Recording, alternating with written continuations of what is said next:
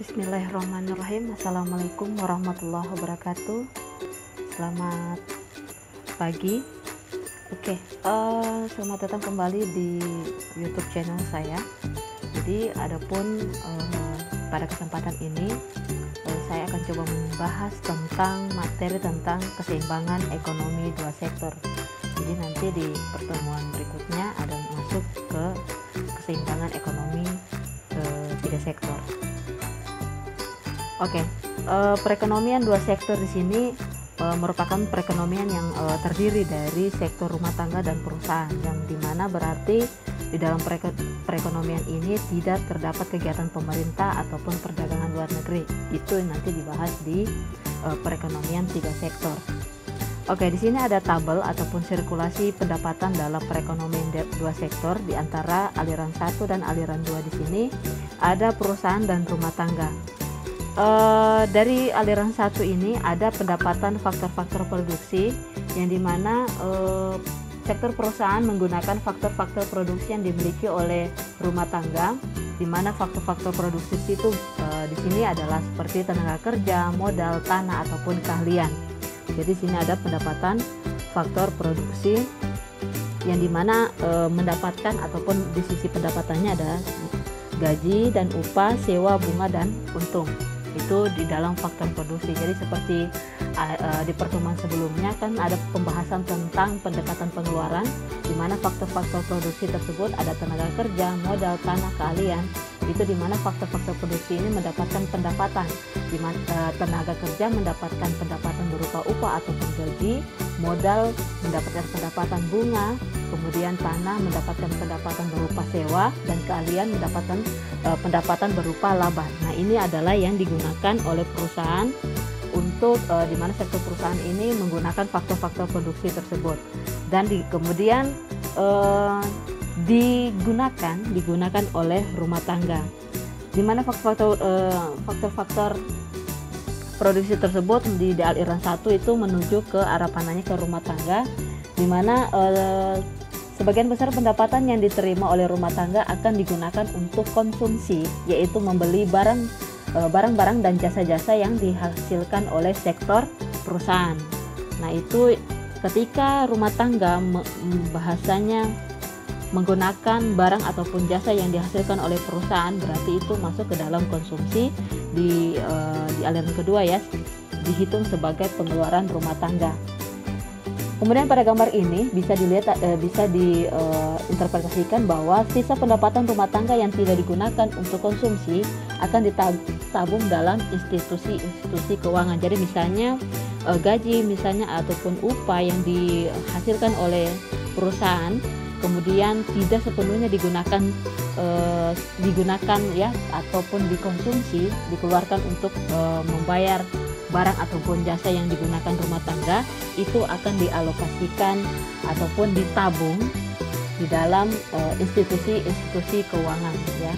Kemudian dari gambar ini pula bisa dikatakan bahwa pengusaha yang ingin melakukan investasi akan meminjam tabungan rumah tangga yang dikumpulkan oleh institusi keuangan. Jadi ini rantainya tidak putus, ya. Jadi ketika misalnya perusahaan menggunakan faktor-faktor produksi, kemudian menghasilkan barang ataupun jasa, kemudian di aliran 1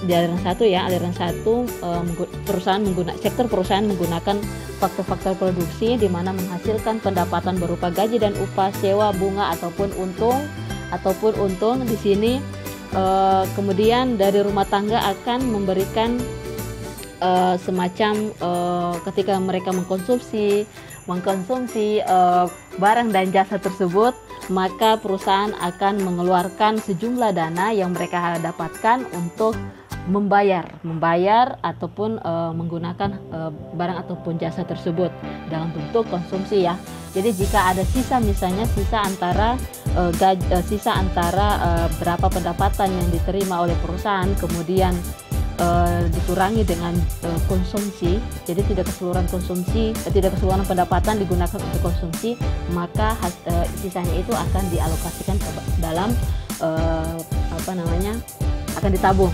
Nah, dari uang yang ditabung oleh rumah tangga ini akan digunakan atau akan dipinjam oleh perusahaan-perusahaan atau sektor-sektor perusahaan untuk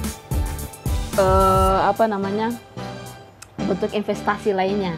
Bentuk investasi ini untuk mengembangkan perusahaan mereka ataupun sektor dalam perusahaan ini. Jadi ini adalah sirkulasi pendapatan dalam perekonomian dua sektor yang tidak akan putus, akan saling berhubungan ataupun saling berhubungan, saling menguntungkan ataupun saling berkaitan satu sama lain, tidak putus bahasanya gitu. Oke, di sini ciri-ciri dari aliran pendapatan dua sektor di sini adalah seperti yang saya sudah bahas sebelumnya. Sektor perusahaan menggunakan faktor produksi yang dimiliki oleh rumah tangga, di mana faktor produksi tersebut memperoleh pendapatan berupa gaji, upah, sewa, bunga ataupun untung yang dihasilkan oleh sektor-sektor produksi tersebut. Kemudian sebagian besar pendapatan yang diterima rumah tangga akan digunakan, dan jika masih ada sisa akan ditabung ya ke dalam institusi keuangan. Kemudian jika dari hasil tabung dari sektor rumah tangga tersebut akan digunakan oleh pengusaha dalam mengembangkan perusahaannya atau sektor perusahaannya dalam bentuk investasi. Oke, di sini ada bentuk tabel ya, tabel di mana bisa saya jelaskan hubungan antara konsumsi dan pendapatan. Di mana di sini bentuk umum ya, bentuk umum atau keseimbangan dua sektor itu Y sama dengan C tambah S, di mana C adalah konsumsi dan S adalah saving ataupun tabungan.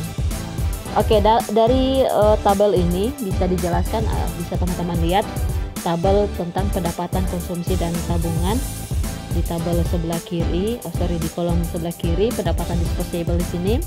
Kemudian di tengah ada pengeluaran konsumsi dan yang di sebelah kanan adalah tabungan ataupun saving. Misalkan di sini pendapatan disposable adalah 0, kemudian pengeluaran konsumsi sebesar 125. Jadi ketika misalnya ketika sebuah rumah tangga mengeluarkan ataupun bahasanya mengkonsumsi dengan mengeluarkan biaya sebesar 125, maka tabungan akan berkurang sebesar 125. Makanya di sini ada minus 125.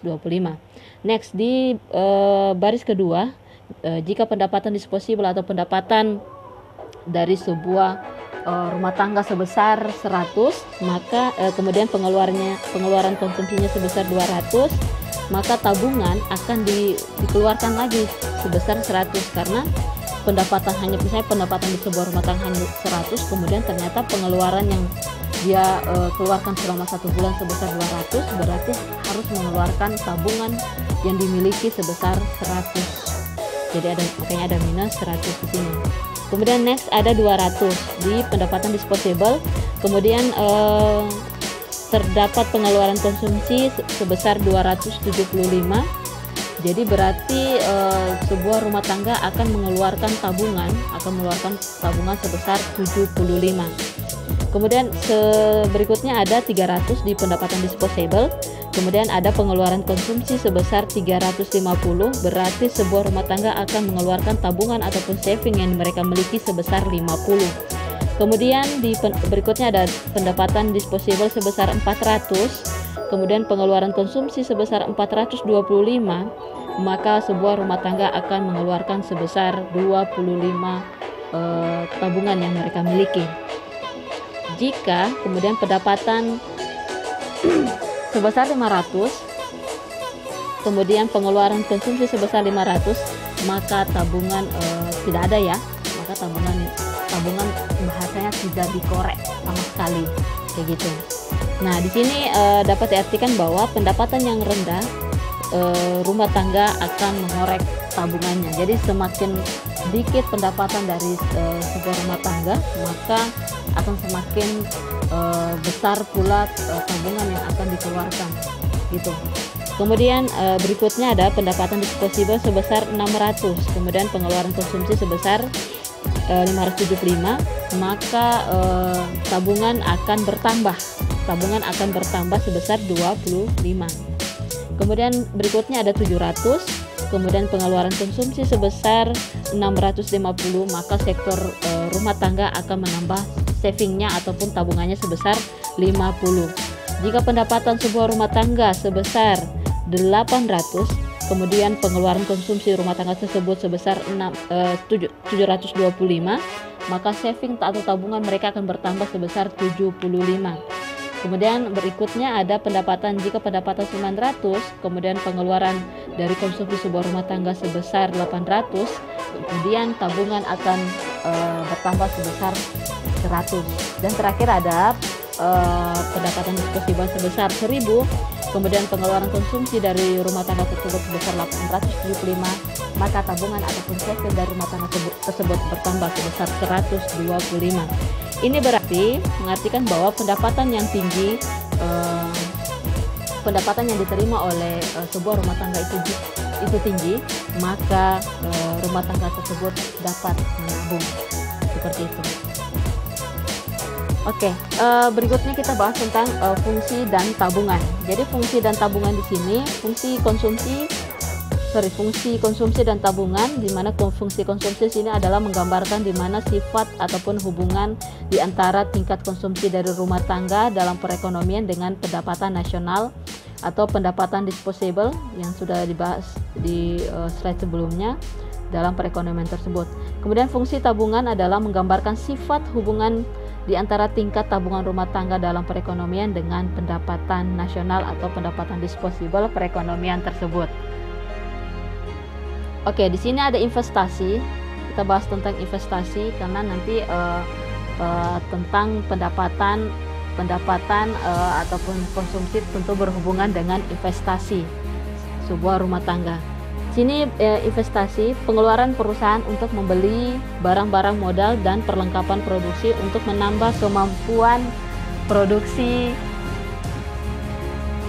barang dan jasa dalam perekonomian, di mana investasi di sini adalah investasi yang dilakukan oleh sebuah perusahaan untuk mengembangkan sebuah usahanya ataupun menambah produksi dari sebuah perusahaan atau lebih, karena perusahaan itu atau sebuah bisnis itu sifatnya kan going concern, adanya keberlanjutan atau keberlangsungan dari sebuah usaha, maka setiap perusahaan itu atau setiap sektor bisnis itu dibutuhkan yang namanya investasi untuk mengembangkan perusahaannya atau untuk membeli barang-barang modal ataupun perlengkapan produksi. Jadi sehingga kemampuan dari memproduksi barang tersebut akan bertambah. Kemudian penentu tingkat investasi di sini ada investasi, keuntungan dan tingkat bunga. Kemudian ada ramalan mengenai keadaan ekonomi di masa depan, kemajuan teknologi, tingkat pendapatan nasional dan perubahannya, dan keuntungan yang diperoleh. Jadi seperti yang sudah dijelaskan sebelumnya bahwa investasi ataupun keuntungan investasi di sini, bahwa investasi itu didapatkan dengan adanya suku bunga yang didapatkan oleh perusahaan. Kemudian ada penentu tingkat investasi lain. Investasi lain di sini seperti ramalan keadaan perekonomian di masa depan, kemudian perubahan dan perkembangan teknologi, ketiga efek pertumbuhan dan pendapatan nasional dan keuntungan perusahaan. Oke, kita masuk di penentu investasi lain. Jadi seperti yang sudah saya bahas, penentu investasi itu adalah suku bunga dan tingkat pengembalian modal dan prospek keuntungan. Jadi tingkat investasi itu besaran tingkat investasi itu tergantung dari besaran suku bunga ataupun tingkat pengembalian modal yang didapatkan oleh perusahaan. Nah, untuk penentu investasi lain, di sini ada 4 penentu investasi. Besaran investasi yang akan didapatkan sebuah perusahaan tergantung dari 4 ini juga. Jadi selain suku bunga dan tingkat pengembalian modal, adapun penentu investasi ataupun besaran investasi yang didapatkan oleh perusahaan, yang pertama ada ramalan keadaan di masa mendatang. Jadi kadang kalau membahas tentang ramalan keadaan di masa datang ini, di masa depan ini adalah adanya semacam kekhawatiran oleh sebuah perusahaan untuk melihat apakah keadaan di masa depan itu menunjukkan bahwa mendapatkan keuntungan yang cukup besar atau tidak. Kemudian apakah keadaan perekonomian ataupun situasi politik dari keamanan di masa depan itu mampu memberikan sebuah investasi yang besar bagi perusahaan. Jadi kekhawatiran ini akan menentukan ataupun akan memberikan dampak besaran investasi yang akan didapatkan. Jadi sebisa mungkin sebuah perusahaan akan mampu meramal keadaan ekonomi di masa mendatang dengan melihat bukan hanya dari sektor ekonomi tetapi dari sektor politik ataupun sektor sosial.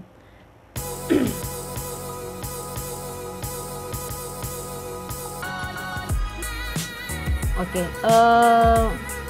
dengan ramalan-ramalan ini diharapkan mampu sebuah perusahaan lebih terdorong untuk melakukan investasi yang telah ataupun yang sedang dirumuskan ataupun direncanakan. Jadi sedini mungkin sebuah perusahaan untuk melakukan investasi. Jadi jangan menunggu misalnya ataupun jangan menunggu sebuah perusahaan itu hanya sekedar memproduksi, tetapi bagaimana sebuah perusahaan itu mampu berinvestasi untuk mengatasi segala situasi yang bisa saja memburuk di masa akan datang. Jadi ini makanya penentu investasi ini adalah salah satunya adalah ramalan keadaan di masa depan. Jadi sebisa mungkin bagaimana perusahaan untuk terdorong untuk melakukan investasi sedini mungkin gitu. Kemudian yang kedua, perubahan dan perkembangan teknologi. Jadi kalau membahas tentang perubahan dan perkembangan teknologi di sini tentu berhubungan dengan penemuan-penemuan teknologi yang baru. Jadi jika di dalam sebuah bisnis itu terdapat penemuan-penemuan teknologi yang baru di dalam proses produksi, tentu ini bisa secara langsung memberikan semacam alarm buat perusahaan-perusahaan untuk melakukan pembaharuan ataupun inovasi. Jadi tidak mungkin sebuah perusahaan akan selalu menggunakan misalnya mesin mereka yang selalu bahasanya yang barang lama saja. Tentu perusahaan jika ingin bahasanya memproduksi dengan lebih efisien, tentu akan melakukan pembaruan terhadap mesin mereka. Jadi sebuah perusahaan harus terus melakukan memantau teknologi yang diciptakan oleh sebuah perusahaan lain untuk membantu produksi mereka. Jadi jika sebuah perusahaan melakukan perubahan ataupun mengikuti perkembangan teknologi, itu bisa memberikan dampak pada peningkatan investasi ataupun peningkatan pendapatan mereka di masa mendatang. Kemudian yang ketiga tentang efek pertumbuhan dan pendapatan nasional. Jadi membahas tentang pertumbuhan dari pendapatan nasional ini sendiri, jika misalnya pendapatan nasional itu naik, kemudian pendapatan nasional naik, maka pendapatan dari masyarakat itu juga akan naik. Jika pendapatan dari masyarakat naik, maka akan memperbesar permintaan terhadap barang-barang ataupun jasa. Jadi kalau semakin tinggi permintaan barang-barang ataupun jasa, maka tingkat investasi juga akan naik, kayak gitu. Kemudian yang keempat adalah keuntungan dari perusahaan. Jadi dana investasi yang diperoleh perusahaan dari meminjam ataupun dari tabungannya sendiri, di mana tabungan dari perusahaan terutama yang diperoleh dari keuntungan, semakin besar untungnya, semakin besar pula keuntungan yang tetap disimpan oleh perusahaan. Jadi semakin besar keuntungan yang didapatkan oleh sebuah perusahaan, maka semakin besar pula keuntungan yang dapat disimpan ataupun di saving oleh sebuah perusahaan.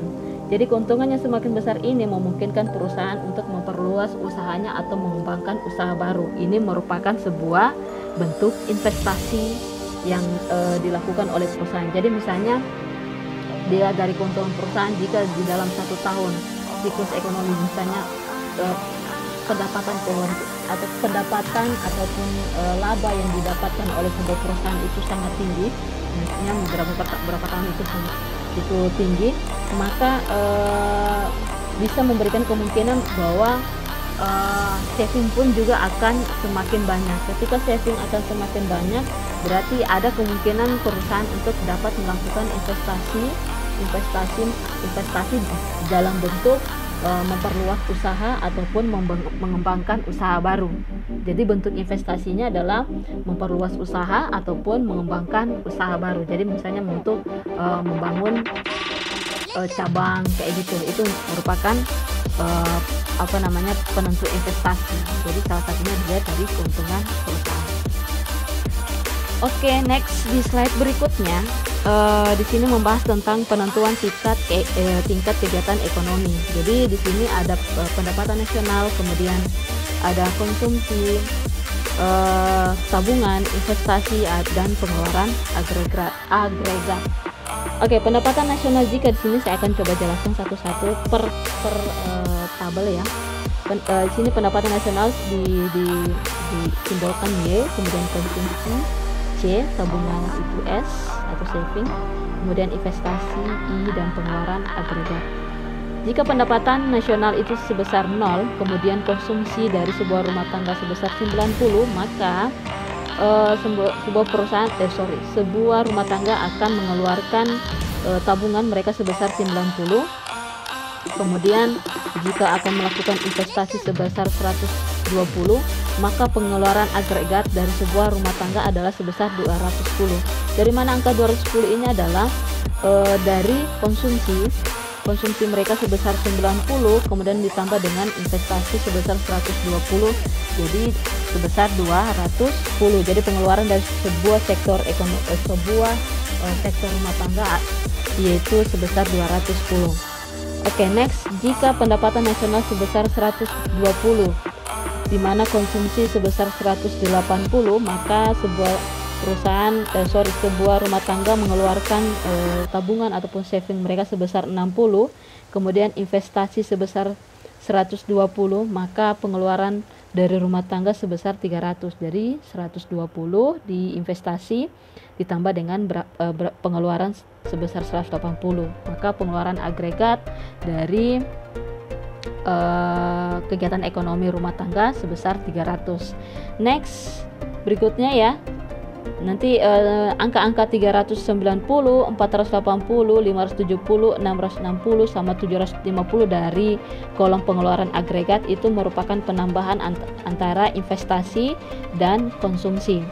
Di sini dilihat pendapatan nasional dari 0 kemudian sampai dengan pada titik keseimbangan di 840 itu kan semakin meningkat ya, semakin meningkat dari 0 sampai 840 itu pendapatan nasional semakin meningkat, maka pengeluaran agregat pun pasti akan meningkat karena ketika pendapatan naik tentu pengeluaran agregatnya pun naik, kemudian di sini dimisalkan konsumsinya juga naik, maka pengeluaran agregat itu masuk dalam kategori ekspansi atau mengalami peningkatan ataupun peningkatan pertumbuhan ekonomi.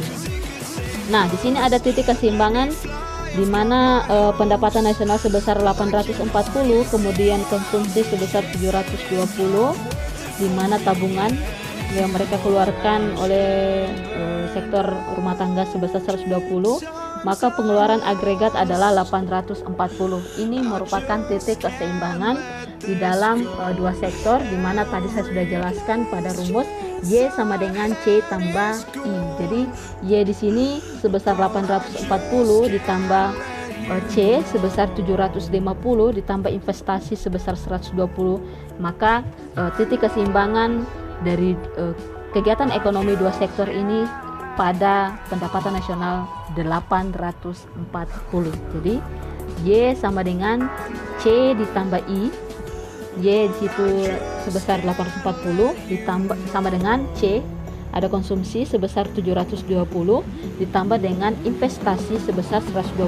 Jadi di situ adalah titik keseimbangannya adalah 840. Oke, next di pendapatan nasional ini sudah semakin menurut ini merupakan titik keseimbangan ataupun titik maksimal dalam sebuah sektor rumah tangga untuk menghasilkan sebuah pendapatan nasional. Kemudian ada 960,